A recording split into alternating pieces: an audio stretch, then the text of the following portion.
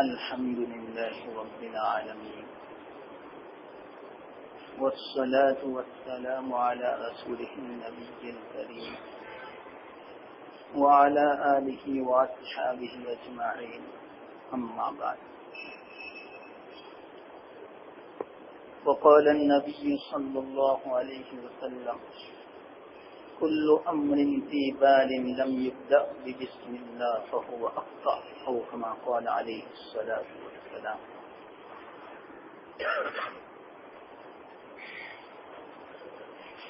محترم دوستو، بزرگو، یہ ہماری جو مجلس ہے، تفسیر کی کہو یا درس قرآن کی کہو،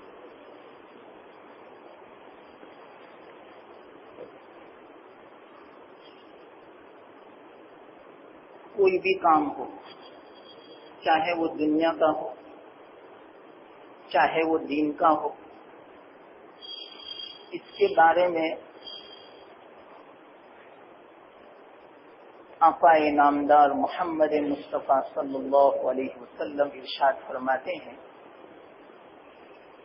کہ اگر اس کام کو بسم اللہ سے شروع نہ کیا جاوے تو وہ بے برکت ہے، ادھورا ہے، ناقص ہے.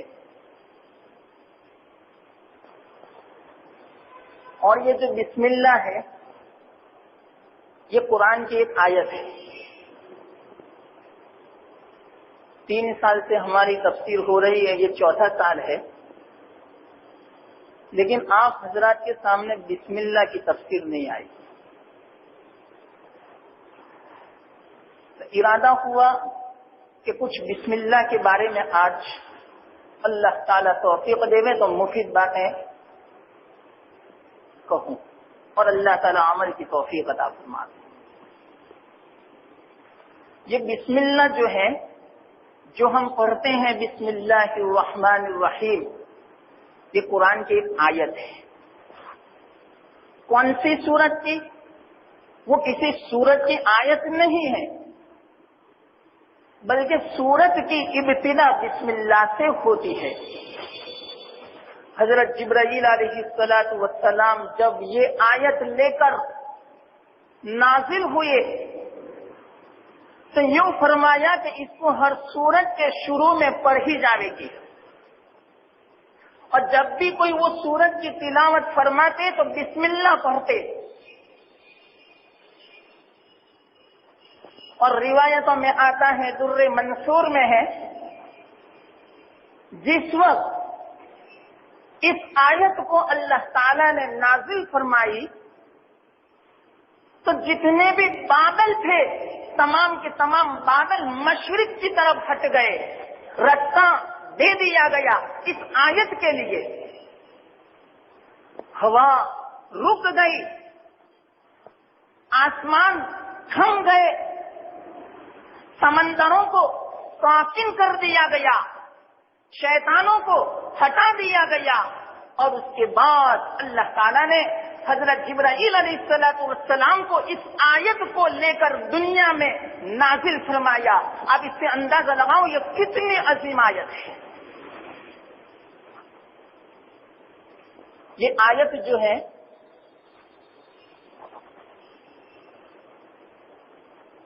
باب رحمت ہے، گویا دروازہ ہے رحمت کا. کہیں بھی ہمیں داخل ہونا ہوتا ہے تو پہلے دروازے سے ہم داخل ہوتے ہیں.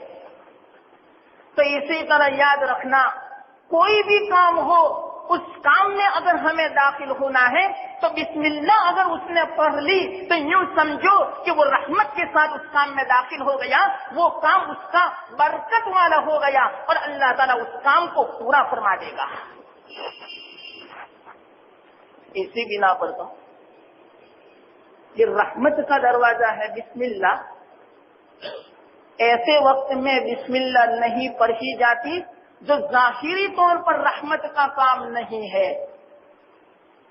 مثال کے طور پر ہم کسی جانور کو ذبح کرتے ہیں تو پوری بسم اللہ نہیں پڑھی جاتی، بسم اللہ الرحمن الرحیم پوری بسم اللہ نہیں پڑھی جاتی، بلکہ صرف پڑھا جاتا ہے بسم اللہ اللہ اکبر۔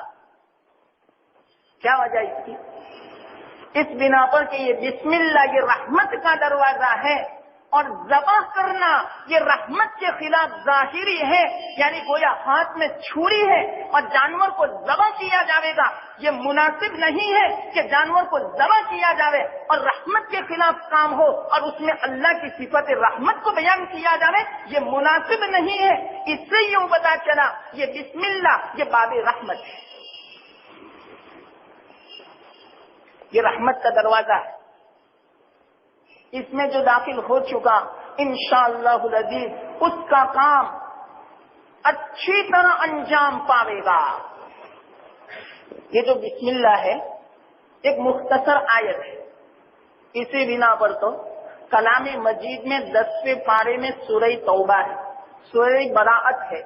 اس سورہ توبہ میں اللہ تعالیٰ نے کافروں کے لیے عذاب کو نازل فرمایا، اسی بنا پر اس سورت کے شروع میں بسم اللہ نہیں پڑھی جاتی۔ 10واں پارہ سورہ توبہ جو ہے اس کے شروع میں اگر کوئی تلاوت کرتا کرتا بیچ میں سورہ توبہ اور برات آ جاوے تو بسم اللہ نہیں پڑھی جاتی۔ ہاں اگر کوئی تلاوت کی ابتدا ہی سورہ توبہ سے کرے تو وہاں اعوذ باللہ اور بسم اللہ دونوں پڑھا جاتا ہے، یہ مسئلہ ہے۔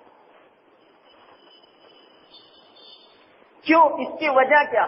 اس بنا پر کہ یہ بسم اللہ یہ گویا باب رحمت ہے، اور یہ باب رحمت ایسا ہے، یہ بسم اللہ اتنی عظیم برکت والی ہے کہ اس میں اللہ کے 3 نام ہیں۔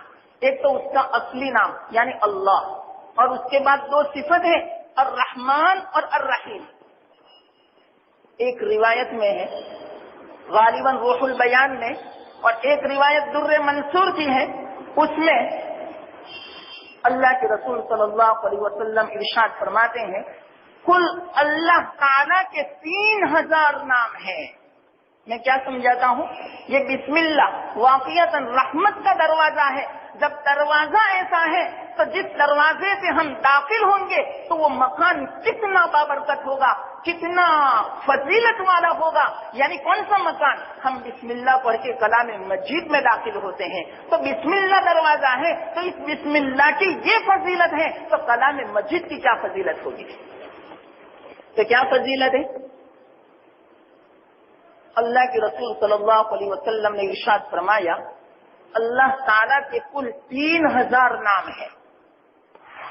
1000 نام اللہ تعالیٰ نے فرشتوں کو سکھلائے، 1000 نام انبیاء کو سکھلائے، اور 300 نام اللہ تعالیٰ نے تورات میں نازل فرمائے، اور دوسرے 300 نام انجیل میں نازل فرمائے، اور دوسرے 300 نام اللہ تعالیٰ نے زبور میں نازل فرمائے، اور 99 نام اللہ تعالیٰ نے کلام مجید میں نازل فرمائے، اور ایک نام باقی رکھا۔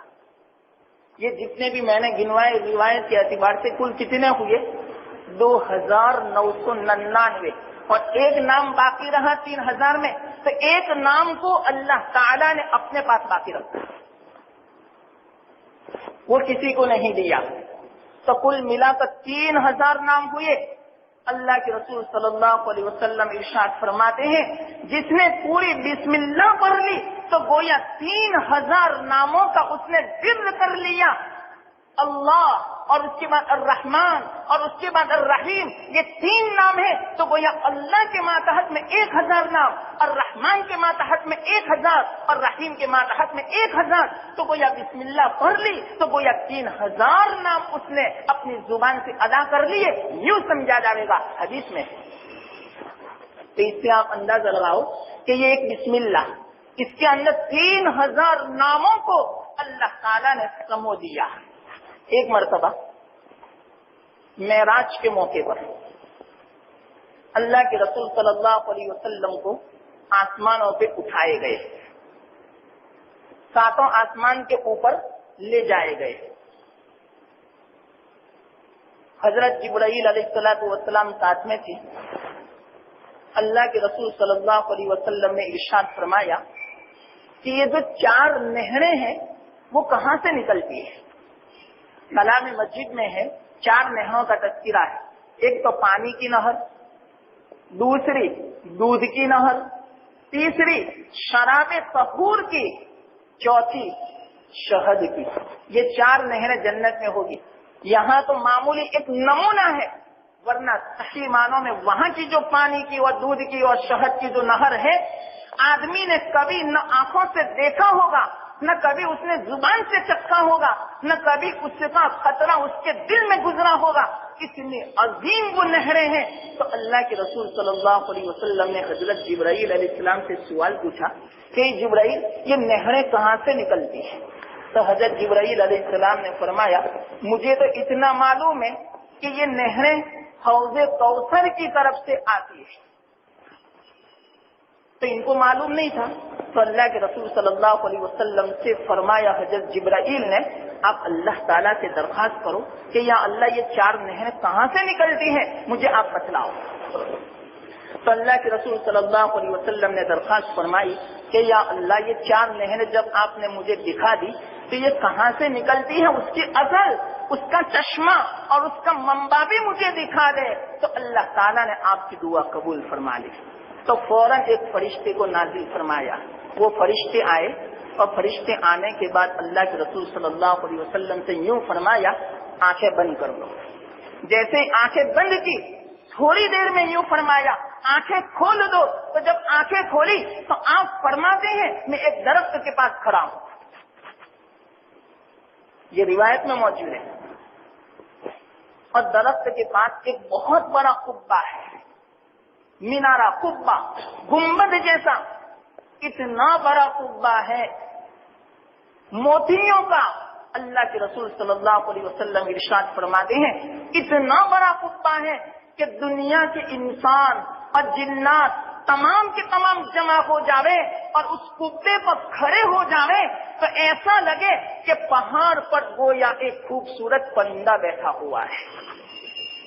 اس سے آپ اندازہ لگاؤ وہ قبہ کتنا بڑا ہوگا کہ تمام دنیا کے انسان اور جنات گویا پہاڑ کے اوپر ایک پرندہ بیٹھا ہو، ایسے لگے اس قبے کے اوپر۔ تو اتنا بڑا تو قبہ تھا اور اس کا دروازہ سونے کا تھا اور اس دروازے کو تالا لگا ہوا تھا بہت بڑا۔ تو وہاں پر وہ فرشتے لے گئے، وہاں دیکھنے کے بعد فرشتے نے فرمایا دیکھو یہ 4 نہریں یہاں سے نکلتی ہیں۔ تو فرمایا کہ آپ کو اندر نہیں جانا ہے؟ تو اللہ کے رسول صلی اللہ علیہ وسلم نے ارشاد فرمایا اس کو تو تالا لگا ہوا ہے، میں کیسے جا سکتا ہوں اندر میں؟ کہ اس کی چابی ہے، آپ کو معلوم ہے اس کی چابی، کہ کون سی چابی آپ بتلاؤ؟ تو فرمایا پوری بسم اللہ پڑھ لو، یہ اس کی چابی ہے۔ تو اللہ کے رسول صلی اللہ علیہ وسلم نے بسم اللہ پڑھی، تالا کھل گیا۔ جیسے ہی تالا کھلا آپ فرماتے ہیں میں نے 4 نہریں دیکھی۔ 4 نہریں کہاں سے نکلتی تھی؟ بسم اللہ آپ نے دیکھا ہوگا لکھا ہوا، پہلے بسمی ہے، پھر اللہ ہے، پھر الرحمن ہے، پھر الرحیم ہے۔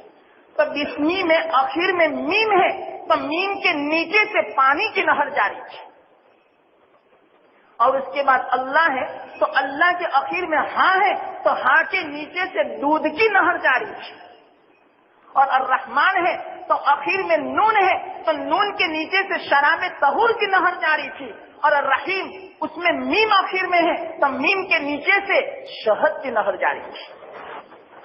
تو آپ اندازہ لگاؤ کہ جنت میں 4 نہریں ہیں، وہ چاروں کی چاروں نہر بسم اللہ سے جاری ہے۔ تو یہ بسم اللہ کتنا زبردست، یہ باب رحمت ہے، یہ رحمت کا دروازہ ہے۔ अगर कोई काम भी दुनिया का हमें करना हो, रिवायतों में आता है अल्लाह के रसूल सल्लल्लाहु अलैहि वसल्लम इरशाद फरमाते हैं, जो बिस्मिल्लाह पढ़ के जो काम कर लेता है तो वो दुनिया का काम भी दीन का काम हो जाता है। बहुत सारी अहादीस है, उसका खुलासा ये है, अगर तुम पानी पियो तो बिस्मिल्लाह पढ़ो, सवारी पर सवार हो तो बिस्मिल्लाह पढ़ो, घर में दाखिल हो तो बिस्मिल्लाह पढ़ो, बाजार में जाओ तो बिस्मिल्लाह पढ़ो, जूता पहने तो बिस्मिल्लाह पढ़ो, और इसी तरह कपड़ा उतारो या कपड़ा पहने तो बिस्मिल्लाह पढ़ो, कोई भी काम करना हो तो बिस्मिल्लाह पढ़ो। उलमा फरमाते हैं असल में इसकी वजह ये है कि एक है मुसलमान और एक है काफिर। काफिर भी खाता है, काफिर भी पीता है, वो भी दुनिया के काम करता है और मुसलमान भी करता है, लेकिन दोनों के कामों में फर्क होना चाहिए।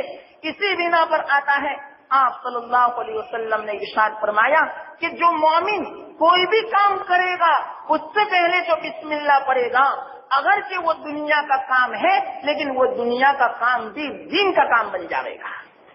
मिसाल के तौर पर रिवायत में आता है, आदमी जब सोता है तो सोते वक्त क्या पढ़ता है, अल्लाहुम्मा बिस्मिका अमूतु व अहया, ये अल्लाह मैं तेरे नाम से मरता भी हूँ और सोता हूँ, और इसी तरह उठने के बाद भी अल्लाह का नाम लेता है। तो 8 घंटे या 6 घंटे तक सोता है तो ये सोना दुनिया का काम है, लेकिन जो बिस्मिल्लाह अल्लाह का नाम लेकर सोएगा तो पूरी रात इबादत में लिखी जाएगी। इस बिना पर आपने यूं फरमाया, कोई भी काम करना हो तो काम से पहले बिस्मिल्लाह पढ़ लिया करो। असल में ये है कि इस्लाम इतना आसान और इतना सहूलत वाला मजहब है, इतना सहूलत वाला कि हम अगर दुनिया का काम भी करें तो उसके साथ साथ हम दीन का काम भी कर सकते हैं, और इसी तरह दुनिया के काम के साथ इबादत भी हमारी हो सकती है। कब? लेकिन अल्लाह के रसूल सल्लल्लाहु अलैहि वसल्लम ने इरशाद फरमाया, कुल्लु अम्रिन, कोई भी काम हो अगर उस काम को बिस्मिल्लाह से शुरू किया जाए तो वो काम दुनिया का भी दीन का बन जाएगा, वो काम दुनिया का भी इबादत बन जाएगा। इस बिना पर ये बात रहमत है। ये मैंने आपको समझाया अभी कि ये बिस्मिल्लाह जो है ये बात रहमत है, रहमत का दरवाजा है। जब रहमत का दरवाजा इतना फजीलत वाला है, आप ही अंदाजा लगाओ कितना फजीलत वाला। मैंने अभी मुख्तसर अहादीस बयान की, वरना ये बिस्मिल्लाह की फजीलत है और उसके ऊपर वाक़ियात इतने भरे पड़े हैं कि इमाम राजी रहमतुल्लाह अलैह ने तो पूरी सूरह फातिहा और बिस्मिल्लाह को पूरी एक जिल्द लिख दी और इतनी तफसील बयान फरमाई है। और यूं फरमाते हैं कि वाक़ियतन जो बच्चा सबसे पहले बिस्मिल्लाह पढ़ लेता है, अल्लाह ताला उस बच्चे की, उसके वालिदैन की और उसके उस्ताद की मग़फ़िरत फरमा देते हैं। ये रिवायत में है। जैसा कि एक वाक़िया है, हजरत ईसा अलैहिस्सलाम का कहीं से गुजर हो रहा था तो रास्ते में एक कब्र नजर पड़ी, तो इनको कश्फ हुआ हजरत ईसा अलैहिस्सलाम को कि इस कब्र वाले पर अजाब हो रहा है अल्लाह ताला का। इतने में आगे चले गए। 2-3 दिन के बाद उस कब्र के पास से जब गुजर हुआ तो वो कब्र वाला नेमतों में था, बागों में था, अल्लाह ताला की रहमत उस पर नाजिल हो रही थी। तो फौरन हजरत ईसा अलैहिस्सलाम ने अल्लाह ताला से पूछा कि या अल्लाह क्या वजह है, अभी 2-3 दिन पहले मैं यहाँ से गुजरा था तो इस कब्र वाले पर अजाब हो रहा था और 2 दिन में आपने अल्लाह ताला इसकी मग़फ़िरत फरमा दी और जन्नत इसको नसीब फरमाई, इसकी वजह क्या है मुझे बतलाओ। तो फौरन अल्लाह ताला ने वही नाजिल फरमाई और यूं फरमाया, जब इस आदमी का इंतकाल हुआ तो उसका निकाह हो चुका था और उसकी बीवी को बच्चा था, लेकिन वो बच्चा अभी पेट में था। उसके इंतकाल के बाद बच्चे की पैदाइश हुई और 5 या 6 साल हुए और उसके बाद जब बच्चा ये चलने फिरने लगा तो उसकी माँ ने इस बच्चे को मकतब में दाखिल किया और अभी अभी 1 दिन पहले इस बच्चे ने बिस्मिल्लाह पढ़ना सीखी अपने उस्ताद से। तो मेरी गैरत और मुझे शर्म आती है, मेरी गैरत ने इस बात को गवारा नहीं किया कि इसका छोटा सा बच्चा जमीन के ऊपर मेरी रहमत की सिफत को बयान करे और मैं इसके बाप के ऊपर अजाब नाजिल करूं, मैं कहर को नाजिल करूं, मैं गजब को नाजिल करूं, ये मेरी रहमत के खिलाफ है। इस बिना पर उस बच्चे के बिस्मिल्लाह पढ़ने की बरकत से मैंने उसके उस्ताद की भी मग़फ़िरत फरमा दी और उसके बाप की भी मग़फ़िरत फरमा दी। ये है बिस्मिल्लाह। तो आप ही बतलाओ, ये बिस्मिल्लाह ये बाब रहमत हुआ कि नहीं? اگر کلام مجید کی تلاوت شروع کرنی ہے تو آپ کو پہلے بسم اللہ پڑھنی پڑے گی۔ نماز ہم پڑھتے ہیں تو نماز کے بعد ثنا کے بعد اعوذ باللہ اور اسی طرح بسم اللہ پڑھی جاتی ہے، یہ واجب ہے۔ ہاں، جب دوسری رکعت ہو تو اعوذ باللہ نہیں پڑھی جاتی بلکہ صرف بسم اللہ پڑھا جاتا ہے۔ اور الحمد کے بعد جو سورت ہم شروع کرتے ہیں تو اس میں بسم اللہ پڑھیں یا نہ پڑھیں کوئی حرج کی بات نہیں، پڑھیں جب بھی اور نہ پڑھیں جب بھی، دونوں صحیح ہے۔ لیکن علماء یوں فرماتے ہیں اگر الحمد کے بعد سورت سے پہلے بسم اللہ پڑھے تو اچھا ہے، بہتر ہے، اور نہ پڑھے جب بھی کوئی حرج کی بات نہیں۔ اللہ کے رسول صلی اللہ علیہ وسلم سے اور خلفائے راشدین سے ثابت نہیں ہے، یہ مسئلہ لکھا ہوا ہے۔ لیکن سورہ فاتحہ سے پہلے تو بسم اللہ پڑھنی پڑے گی، اللہ کا نام لینا پڑے گا۔ کیوں؟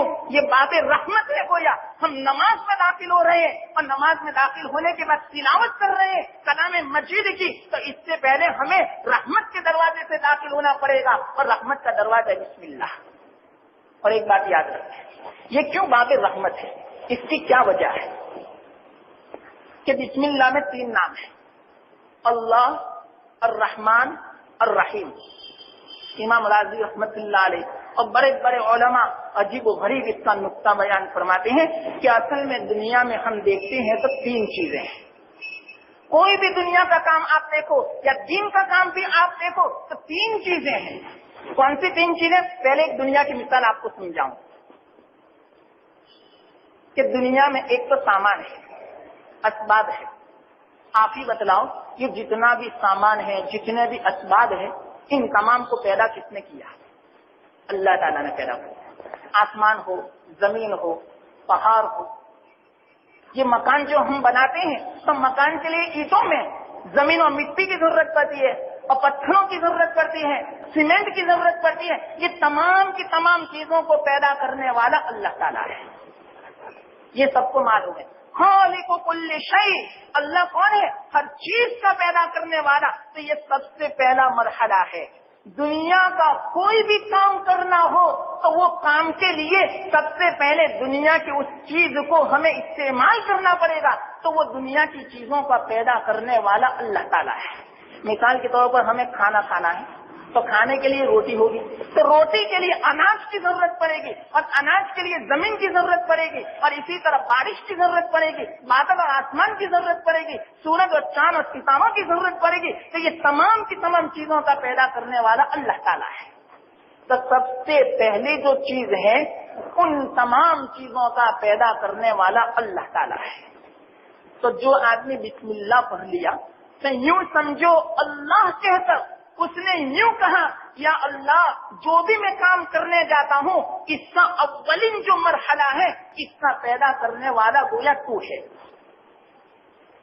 لیکن وہ تمام کی تمام چیزیں پیدا کرنے والا اللہ ہے، لیکن اس کو استعمال کرنے والا اگرچہ وہ انسان ہے، لیکن آپ ہی بتلاؤ اگر اللہ تعالیٰ استعمال کرنے کی توفیق نہ دے تو ان چیزوں کو ہم استعمال نہیں کر سکتے۔ اللہ ہی توفیق عطا فرماتے ہیں، بغیر توفیق کے کوئی آدمی استعمال نہیں کر سکتا۔ مثال کے طور پر اللہ تعالیٰ نے ہمیں جسم عطا فرمایا، پیر بھی دیا، ہمیں مسلمان بھی بنایا، لیکن ہمارا عقیدہ ہے جب تک اللہ تعالیٰ توفیق نہ عطا فرماوے وہاں تک ہم نہ نماز پڑھ سکتے ہیں، نہ سبحان اللہ کہہ سکتے ہیں، نہ روزہ رکھ سکتے ہیں، جب تک کہ اللہ تعالیٰ کی توفیق نہ ہو۔ اگرچہ اسباب تو ہیں لیکن اسباب کے بعد جب تک کہ دوسرا مرحلہ توفیق کا نہ ہو وہاں تک ہم ان اسباب کو استعمال میں نہیں لا سکتے۔ بات سمجھ میں آئی یا نہیں؟ تو اسی طرح یہ اسباب تو دنیا کے پیدا فرما دیے، لیکن ان اسباب کو استعمال میں ہم لا ہی نہیں سکتے جب تک کہ اللہ تعالیٰ توفیق عطا نہ فرماوے۔ بغیر توفیق کے ہم اسباب کو استعمال نہیں کر سکتے۔ مثال کے طور پر ایک واقعہ مختصر میں سناؤں۔ ایک آدمی تھا، وہ بازار جا رہا تھا، ایک مولانا سے رستے میں ملاقات ہوئی۔ مولانا نے فرمایا کہاں جاتے ہو؟ تو اس نے کہا کہ میں بازار جاتا ہوں۔ کیا کام ہے؟ تو کہا کہ مجھے گھوڑا خریدنا ہے۔ تو کہ آپ جا کے گھوڑا خریدو گے؟ تو کہ ہاں میں گھوڑا خریدوں گا۔ تو مولانا نے یوں فرمایا آپ کے پاس پیسے موجود ہیں؟ تو کہ ہاں میرے پاس پیسے بھی موجود ہیں، اور بازار میں گھوڑے بھی ملتے ہیں۔ یہ تمام کے تمام اسباب ہیں۔ دیکھو میں یہ اسباب کی ایک مثال سمجھاتا ہوں۔ یہ اسباب ہیں، لیکن اسباب کا مہیا ہونا جب تک اللہ تعالیٰ نہ چاہے وہاں تک اسباب ہمیں مہیا نہیں ہو سکتے۔ تو مولانا نے یوں فرمایا، آپ جاتے تو ہیں گھوڑا خریدنے کے لیے، لیکن کم از کم انشاءاللہ تو کہہ دو کہ انشاءاللہ میں گھوڑا خریدوں گا۔ تو وہ آدمی ذرا دہریہ قسم کا تھا، وہ صحیح معنوں میں اللہ پر بھروسہ نہیں تھا کہ اللہ ہی توفیق دیتے ہیں، اللہ اگر کوئی سبب اگر مہیا فرمائے جب ہی مطلب کہ وہ سبب ہمیں حاصل ہو سکتا ہے، تو اس نے منع کر دیا۔ میں انشاءاللہ نہیں کہوں گا، کیوں؟ اس لیے کہ میرے پاس پیر موجود ہے، میں ان پیروں کے ذریعے سے بازار جاؤں گا، میرے پاس پیسے موجود ہیں، پیسوں کے ذریعے سے گھوڑا میں خریدوں گا، اور بازار میں گھوڑا بھی ملتا ہے، تو اس میں حرج کی کیا بات ہے کہ جب تک اللہ نہ چاہے وہاں تک نہیں خرید سکتا؟ یہ کیسے تم بات کرتے ہو؟ تو کسی کی طرح وہ بازار گیا، بازار پہنچا اور ایک گھوڑا اس نے پسند کیا۔ گھوڑا پسند کرنے کے بعد کہا کہ اس کی کیا قیمت ہے؟ تو قیمت بتلائی۔ قیمت بتلانے کے بعد وہ جیب میں جب ہاتھ ڈالتا ہے تو جیب میں پیسے ہی نہیں تھے، تو جب جیب دیکھا تو کٹا ہوا تھا، بازار کا اس کا جیب کٹ گیا۔ تو اس کو فوراً احساس ہوا کہ وہ جو مولانا نے مجھے بات کہی تھی کہ اگر کہ اسباب موجود ہیں لیکن اللہ تعالیٰ نہ چاہے تو آدمی اس کام کو نہیں کر سکتا۔ وہ فوراً وہاں سے واپس آیا، اور واپس آنے کے بعد سب سے پہلے مولانا سے ملا، اور مولانا سے کیا کہا کہ میں تو بازار گیا تھا۔ مولانا نے کہا آپ کو گھوڑا لینے چاہیے تھے؟ کہ ہاں میری بات تو سنو، انشاءاللہ میں بازار گیا تھا، انشاءاللہ میں نے گھوڑے کا سودا بھی کیا، انشاءاللہ جب میں گھوڑے کا سودا کیا اور اس کے بعد پیسے دینے لگا تو انشاءاللہ جیب میں پیسے ہی نہیں تھے۔ تو مولانا نے سنا یہ کیا انشاءاللہ انشاءاللہ بالکل بے موقع بے محل؟ ارے اس وقت آپ کو انشاءاللہ بولنا تھا، ابھی انشاءاللہ کا کوئی فائدہ نہیں۔ تو اس سے کیا پتا چلا واقعتاً ہمارے پاس پیسے بھی موجود ہوں، سب کچھ موجود ہوں، لیکن اگر اللہ نہ چاہے تو ان پیسوں سے ان اسباب کے ذریعے سے کوئی سامان ہم نہیں خرید سکتے۔ تو اس سے یوں پتا چلا کہ اسباب کے بعد ان اسباب کو مہیا کرنا اور استعمال کی توفیق دینا یہ بھی اللہ تعالیٰ ہی کی طرف سے ہیں۔ تو یہ دوسرا مرحلہ ہوا۔ اسی بنا پر علماء فرماتے ہیں کہ بسم اللہ میں دوسرے نمبر پر رحمان جو ہم بولتے ہیں، تو اس رحمان کا مطلب یہ ہے کہ یا اللہ اسباب کو استعمال کرنا اور اسباب کی توفیق دینا اور اسباب کو مہیا کرنا یہ بھی تیری ہی طرف سے ہے۔ یہ رحمان کا جو ہم لفظ بولتے ہیں اسی بنا پر ہم بولتے ہیں کہ یا اللہ ان اسباب کو تو مہیا بھی فرما۔ اور اس کے بعد تیسرا مرحلہ آتا ہے، کوئی بھی دنیا کا کام ہو یا دین کا کام ہو تو تیسرا مرحلہ یہ ہے کہ ہم نے اسباب کی اختیار کر لیے اور اسباب کے ذریعے سے گویا مکان بھی بنا لیا۔ اب مکان کس مقصد کے لیے ہم بناتے ہیں؟ تاکہ اس میں ہم رہیں، تو یہ ہے مکان کا مقصد۔ تو یاد رکھنا تیسرا جو مرحلہ ہے کہ جس کام کو ہم نے کیا اس کا مقصد بھی پورا ہو، لیکن یاد رکھنا جب تک اللہ تعالیٰ نہ چاہے تو مقصد بھی پورا نہیں ہو سکتا۔ ہم نے مکان بھی بنا لیا، اب مکان کس سے بنتا ہے؟ چیزوں سے بنتا ہے، تو اس کا خالق بھی اللہ، اور مکان بنانے کی توفیق جو اللہ تعالیٰ نے عطا فرمائی اس کی بھی توفیق اللہ تعالیٰ نے دی، لیکن مکان میں رہنے سے فائدہ جو اٹھاتے ہیں یہ بھی اللہ جب دے گا جب ہی فائدہ اٹھا سکتا ہے، ورنہ کوئی فائدہ نہیں اٹھا سکتا۔ ایک واقعہ میں آپ کو اس پر سناؤں۔ آپ نے واقعہ سنا ہوگا شداد کا۔ ایک مرتبہ روایت میں آتا ہے اللہ کے رسول صلی اللہ علیہ وسلم نے ارشاد فرمایا کہ کل قیامت کے دن اللہ تعالیٰ ملک الموت سے پوچھیں گے کہ کبھی تجھے کسی کی روح قبض کرتے ہوئے رحم آیا؟ تو ملک الموت یوں فرمائیں گے ہاں 2 مرتبہ مجھے روح قبض کرنے میں رحم آیا تھا۔ تو فرمایا وہ 2 مرتبہ کون سا؟ بتلاؤ۔ اللہ کے رسول صلی اللہ علیہ وسلم ارشاد فرماتے کل قیامت کے دن سب کے بیچ میں اس طرح سوال ہوگا ملک الموت سے۔ تو وہ ملک الموت یوں کہیں گے کہ ایک مرتبہ کشتی میں مسافر جا رہے تھے تو کشتی کو طوفان آ لگا، اتنا زبردست وہ طوفان تھا جس طوفان کی بنا پر کشتی ٹوٹ گئی، ایک تختہ باقی رہا اور اس تختے کے اوپر ایک عورت تھی اور وہ حاملہ تھی، اور اسی حالت میں عورت کو بچہ پیدا ہوا اور اسی ایک تختے پر عورت بھی تھی اور اس کا بچہ بھی تھا، اور اس وقت میں یا اللہ آپ نے مجھے فرمایا ابھی بچہ 1-2 دن کا تھا اور آپ نے مجھے یوں حکم دیا اے ملک الموت جاؤ دریا میں سمندر میں اور اس تختے کے اوپر جو عورت ہے اس کی روح قبض کر لو۔ تو اس وقت مجھے اتنا رحم آیا کہ کاش کہ اللہ تعالیٰ یہ حکم نہ دیتے، کیونکہ بچہ اکیلا ہے، سمندر ہے، ठाठे मारता हुआ और कोई सहारा नहीं है, यही उसकी माँ है बेचारी, और इसी को रूह कब्ज करने के बारे में अल्लाह ताला ने हुक्म दिया, तो अल्लाह ताला ने फरमाया मेरा हुक्म है कि तू इस माँ की रूह को कब्ज कर ले। तो उस वक्त या अल्लाह मुझे बहुत रहम आया था कि काश कि इस माँ की रूह कब्ज न करने देते आप, लेकिन चलो आपका हुक्म था इसलिए मैंने रूह कब्ज कर ली। फिर फरमाएंगे अल्लाह ताला कि दूसरा कौन सा ऐसा मौका था कि जब तुझे रहम आया, तो क्या या अल्लाह एक शद्दाद नामी आदमी था, कौम आद का, हजरत आद अलैहिस्सलाम वैला आदिन अक़ौम हुदा, हजरत हुद अलैहिस्सलाम की जो कौम थी कौम आद, उसका एक आदमी था, बड़ा मालदार था, शद्दाद नामी। तो उसने पूरी जिंदगी इतना कमाया, हजरत हुद अलैहिस्सलाम फरमाते थे तो ईमान में दाखिल हो जा, इसलिए कि अल्लाह ताला ने जन्नत ऐसी ऐसी बनाई, जन्नत में दूध भी है, पानी भी है, शहद भी है, शराबे तहूर भी है, और ऐसी ऐसी नेमतें हैं, ऐसी ऐसी हूरें हैं, ऐसे ऐसे बंगले हैं। तो उस शद्दाद ने यूं कहा कि ऐसी जन्नत तो मैं भी बना सकता हूँ। आप देखो इसने किसका मुकाबला किया? अल्लाह का मुकाबला किया, और जो अल्लाह का मुकाबला करता है ना उसकी आबंती है दुनिया में भी आखिरत में भी। आप कहेंगे कि हम तो कभी इंशाअल्लाह अल्लाह का मुकाबला नहीं करेंगे, लेकिन मैं आपको एक बात समझाऊं, बड़ी वाकईतन फायदे की है, अल्लाह ताला हमें अमल करने की तौफीक अता फरमाए। एक मरतबा ये हुआ, शेख मुजद्दिद अल-किसानी रहमतुल्लाह अलैह, उनके पास एक उनके मुरीद थे, उनसे जितना ताल्लुक इस्लाह का कायम करना था वो किया, और एक जमाने के बाद उनके पास से रुखसत लेकर जाने लगे। तो वो जो उनका मुरीद था, इन्होंने यूं फरमाया, हजरत मैं जाता हूँ, आप मुझे कोई नसीहत फरमाए। तो फरमाया कि अच्छा आप नसीहत तलब करते हैं तो मैं आपको सिर्फ 2 नसीहत करता हूँ, इस पर अमल कर लेना।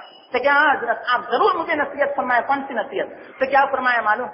यूं फरमाया, वहां जाने के बाद जहां भी आप खिदमत अंजाम दें, उलूहियत का दावा मत करना, यानी माबूद होने का दावा मत करना, और यूं फरमाया नबूवत का दावा मत करना, यानी नबी होने का दावा मत करना। ये 2 बातें बयान फरमाई। वो मुरीद तो एकदम से कांप उठा, हजरत मेरे ऊपर आपको भरोसा नहीं, मैं कैसे ये उलूहियत का और नबूवत का दावा कर सकता हूँ? मैं कैसे अपने आप को यूं कह सकता हूँ लोगों को कि तुम मुझे माबूद मानो, तुम मुझे नबी मानो? हजरत ने क्या अजीब बात बयान फरमाई कि नहीं, ये बात नहीं कि तुम अपने आप को माबूद कहोगे, तुम अपने आप को नबी कहोगे, ये बात नहीं, लेकिन एक बात सुनो कि उलूहियत का मतलब ये है कि अल्लाह जो चाहे वही होता है, अल्लाह जो चाहे वही होता है, अल्लाह ने जो कह दिया वो होकर रहता है। तो कहीं आप कहीं जाकर ये मत कहना जो मैं कहूँ वही हो, दूसरा नहीं हो सकता, आप जो कहें ये नहीं हो सकता, आप जो राय पेश करें, आप जो मशवरा पेश करें ये नहीं हो सकता, बल्कि जो मैं कहूँ वही होना चाहिए। ये है उलूहियत का दावा। अब आप ही बतलाओ हम कितना ऐसा दावा करते हैं? घर में अगर बाल बच्चे हैं, औरत भी है, वालिदैन भी है, औलाद भी है, तो बाद मतलब कोई बच्चा ज्यादा कमाने वाला होता है, वो क्या कह रहा है? नहीं मैं जो कहूँ वही हो। अगर से वालिदैन इस पर नाराज हो तो याद रखना उस बच्चे ने गोया माबूद होने का दावा किया है। ये कोई मामूली बात नहीं है, बहुत ही खतरनाक चीज है। अल्लाह ताला इससे हिफाजत फरमाए। तो इसको बोलते उलूहियत का दावा। और वाकईतन मैं तो सही कहता हूँ, माफ फरमाए, मुझे तो जिसके साथ भी पाला पड़ा उसने यही कहा कि नहीं जो मैं कहता हूँ वो सही है।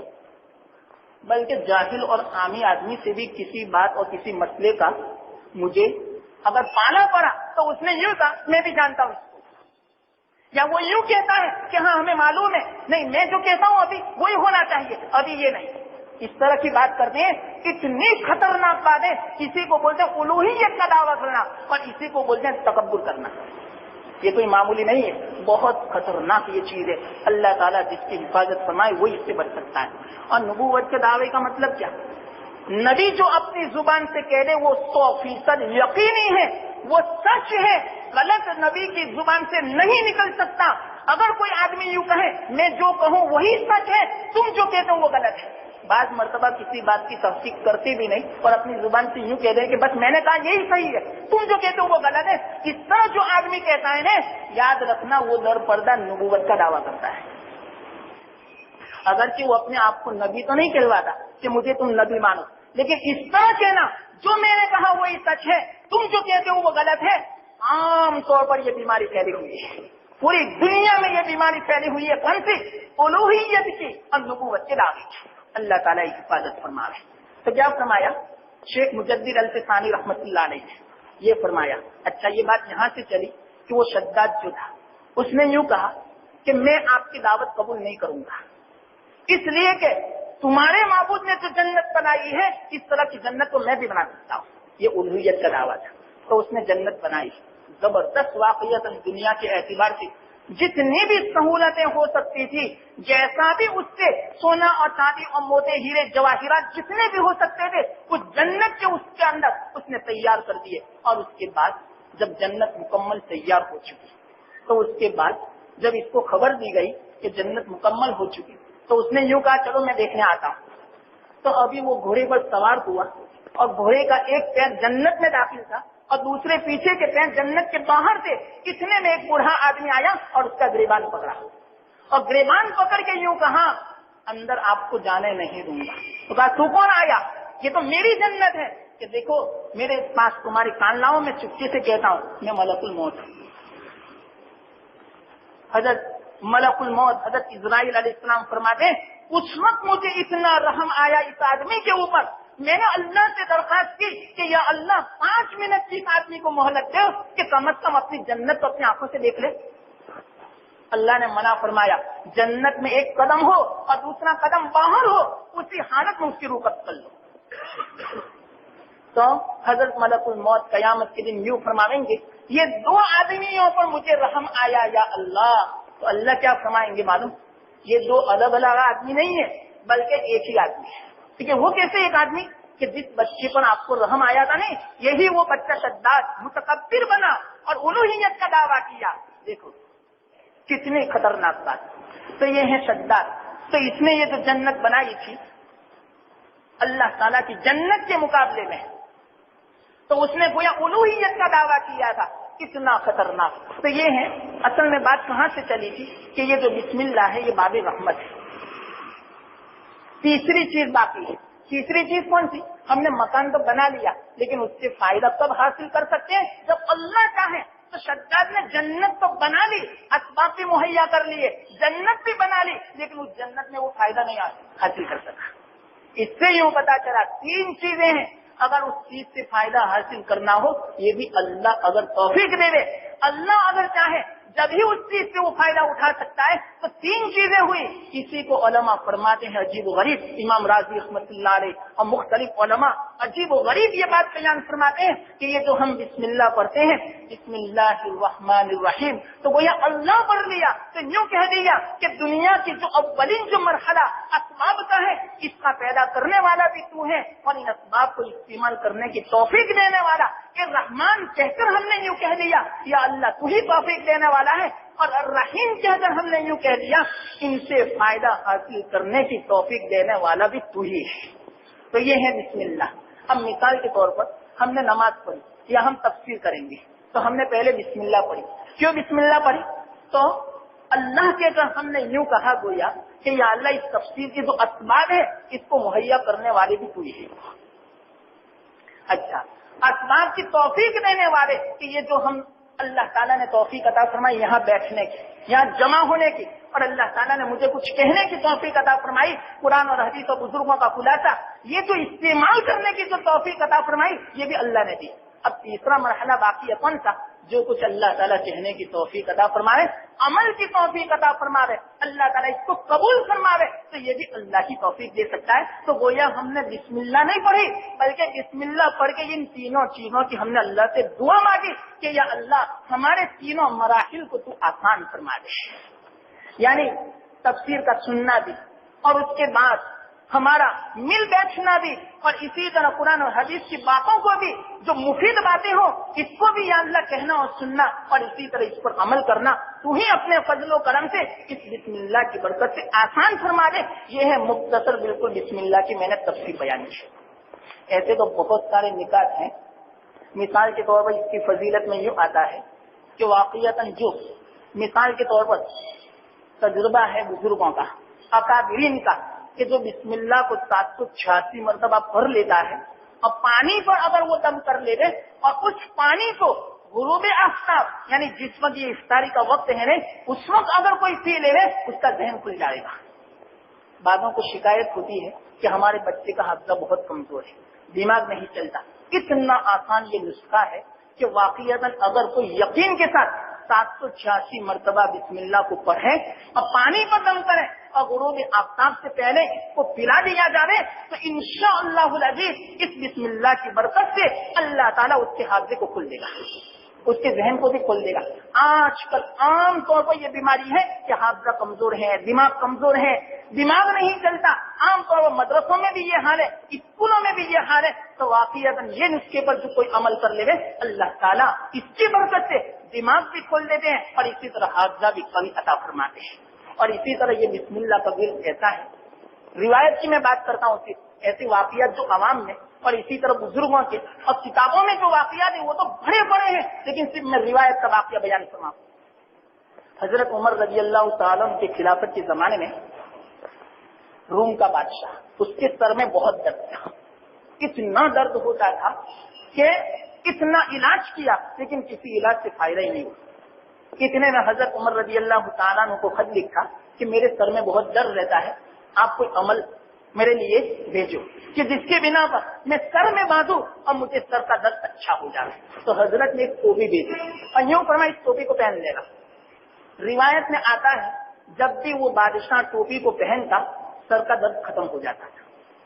ایک مدت کے بعد اس نے دیکھا کہ ٹوپی میں ہے کیا, تو ٹوپی میں دیکھا ایک جگہ ایک پرچی چی ہوئی تھی, تو اس پرچی میں لکھا ہوا تھا بسم اللہ الرحمن الرحیم. جب بھی سر میں درد ہوتا فوراً ٹوپی رکھ دیتا تو فوراً سر کا درد ختم ہو جاتا تھا. تو واقعات یہ بسم اللہ اتنی فضیلت والا, کوئی یقین کے ساتھ جو پڑھے نا, میں نے کہا تھا کہ اس بسم اللہ میں جو 3 نام ہے اس میں 3000 ناموں کا خلاصہ ہے اور یہ رحمت کا دروازہ ہے. اور اسی طرح واقعات بہت ساری احادیث ہیں کہ جس میں اس کی فضیلت بیان کی گئی. تو اس نیت سے اس یقین کے ساتھ جو بسم اللہ کو پڑھے گا تو اللہ تعالیٰ اس کے دنیا کے کاموں کو بھی آسان کر دے گا اور دین کے کاموں میں بھی برکت عطا فرماوے گا. یاد رکھنا, بعضوں کو یہ اشکال ہو سکتا ہے ہم تو بغیر بسم اللہ کے بھی دنیا کا کام کرتے ہیں اور ہو جاتا ہے. تو یہ کیسا بات صحیح ہے, دنیا کا کام ہو جاتا ہے لیکن وہ مقبول نہیں ہوتا, اس کام میں ثواب نہیں لیا جاتا.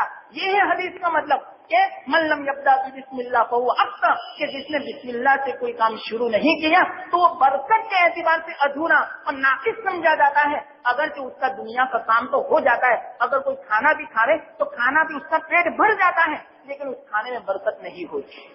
کیسے برکت نہیں ہوتی؟ ایک حدیث میں یوں آتا ہے, اللہ کے رسول صلی اللہ علیہ وسلم نے ارشاد فرمایا جو کھانے سے پہلے بسم اللہ پڑھ لے اور کھانے کے بعد الحمدللہ پڑھے, کل قیامت کے دن اس کھانے کا حساب نہیں ہوگا. اب آپ ہی بتلاؤ ہم کتنا کھاتے ہیں, ہر چیز کا حساب دینا پڑے گا. اگر بسم اللہ جو پڑھ لی تو یاد رکھنا اس کھانے کا حساب نہیں ہوگا. اور بسم اللہ پڑھ کے جو گھر میں داخل ہوتا ہے تو شیطان اس گھر میں داخل نہیں ہو سکتا حدیث میں, بلکہ شیطان اپنے جو کارندے ہوتے ہیں ان تمام کو یوں کہتا ہے اس گھر میں داخلہ ممنوع ہے, اس بنا پر کہ اس گھر میں داخل ہوتے وقت داخل ہونے والا بسم اللہ پڑھا. اور اسی طرح یوں فرماتے ہیں کہ جب کھانا کھاتا ہے جب بسم اللہ پڑھتا ہے تو شیطان یوں کہہ دیتا ہے اس کھانے میں ہمارا کوئی حصہ نہیں, اس بنا پر کہ اس کھانے میں اللہ کا نام لیا گیا. تو یہ ہے بسم اللہ کی برکت. تو ہم جو تفسیر شروع کریں گے تو انشاءاللہ یہ تفسیر کوئی معمولی کام نہیں, بہت ہی عظیم کام ہے. تو ہم نے بسم اللہ سے شروع کیا اور کچھ میں نے فضیلت بسم اللہ کی آپ حضرات کو سنائی. تو اللہ تعالیٰ پوری زندگی ہمیں اللہ کے نام کے ساتھ دنیا کے کاموں کو اور اسی طرح دین کے کاموں کو کرنے کی توفیق عطا فرماوے. وآخر دعوانا ان الحمدللہ رب العالمین. بسم اللہ الرحمن الرحیم. سبحان اللہ وبحمدہ سبحان اللہ العظیم. لا الہ الا اللہ وحدہ لا شریک لہ احدا صمدا لم یلد ولم یولد ولم یکن لہ کفوا احد. اللهم صل على محمد عبدك ورسولك وصل على المؤمنين والمؤمنات والمسلمين والمسلمات. اللهم لك الحمد كما أنت أهله, فصل وسلم على سيدنا محمد كما أنت أهله, وافعل بنا ما أنت أهله فإنك أهل التقوى وأهل المغفرة. لا إله إلا أنت سبحانك إني كنت من الظالمين. ربنا ظلمنا انفسنا وان لم تغفر لنا وترحمنا لنكونن من الخاسرين رب اغفر وارحم وانت خير الراحمين یا اللہ یا ارحم الراحمین یا حی یا قیوم یا ذا الجلال والاکرام یا حلیم یا علیم یا علی یا عظیم ہم سب کے حال پر رحم فرما یا اللہ کرم فرما یا اللہ فضل کا معاملہ فرما یا اللہ ہمیں صحیح توفیق عطا فرما یا اللہ ہمیں صحیح ہدایت عطا فرما یا اللہ ہر کام کو تیرے نام سے شروع کرنے کی ہمیں توفیق عطا فرما چاہے یا دنیا کا کام ہو چاہے یا اللہ آخرت اور دین کا کام ہو یا اللہ تیرے ہی نام کی برکت سے اور تیرے ہی یا اللہ واسطے سے اور تیری ہی مدد سے یا اللہ اس کام کو ہمیں کرنے کی توفیق عطا فرما یا اللہ ہمیں یقین سے یا اللہ بسم اللہ اور تیرا نام لینے کی توفیق عطا فرما یا اللہ یا ارحم الراحمین ہمیں رمضان المبارک کی قدر کی توفیق عطا فرما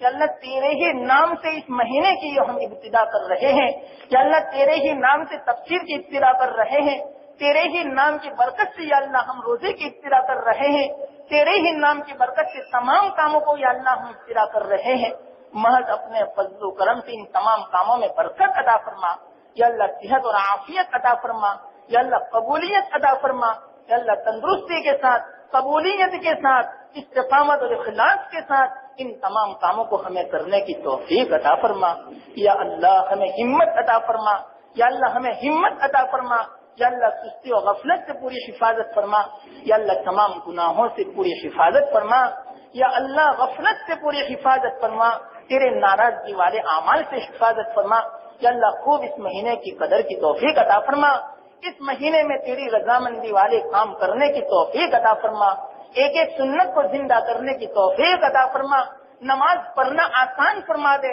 تراویح پڑھنا آسان فرما دے روزہ رکھنا آسان فرما دے یا اللہ تلاوت اور تسبیحات اور تیرا ذکر کرنا آسان فرما دے گناہوں سے بچنا آسان فرما دے یا اللہ ہم تمام کے لیے ہمارے گھر والوں کے لیے ہماری اولاد کے لیے ہماری عورتوں کے لیے اور پوری امت کے لیے یا اللہ آسان فرما دے قدر کی توفیق عطا فرما یا اللہ ہمیشہ تجھی سے مانگنے کی توفیق عطا فرما ایک ایک لمحے ایک ایک گھڑی کو یا اللہ قدر دانی کے ساتھ گزارنے کی توفیق عطا فرما ناقدری سے یا اللہ غفلت سے لغویات سے نافرمانی سے معاصی سے یا اللہ حفاظت فرما یا اللہ نفسانی خواہشات سے اور شیطانیت سے محض اپنے فضل و کرم سے تو حفاظت فرما یا اللہ یا غفور رحیم ہمیں روزانہ دعا کی توفیق عطا فرما تیرے حبیب اطلاق صلی اللہ علیہ وسلم نے فرمایا روزانہ تو اپنے بندے کی رمضان میں دعا قبول فرماتے ہیں یا اللہ ہماری دعاؤں کو قبول فرما لے یا اللہ ہمیں دعا کی توفیق عطا فرما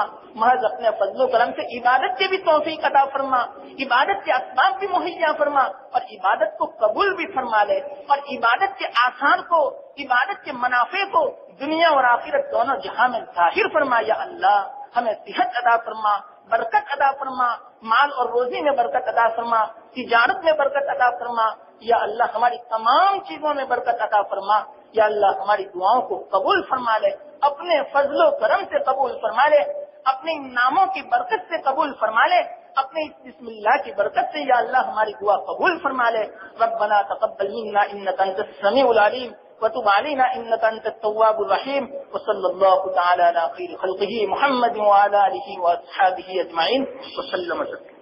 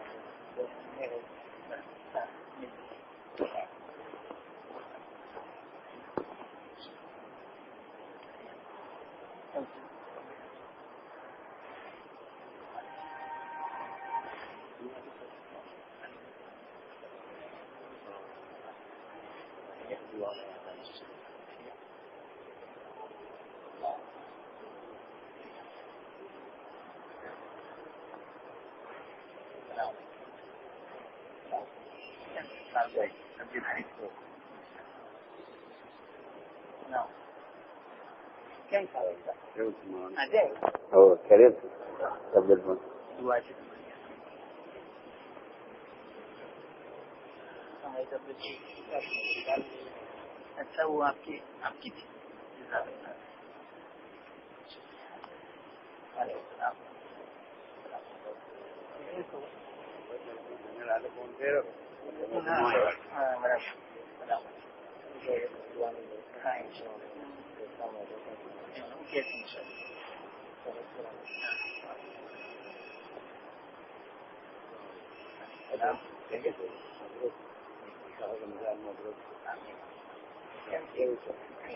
Salam kita kata, Masya Allah. kalau kita mari kita pada dunia sekali.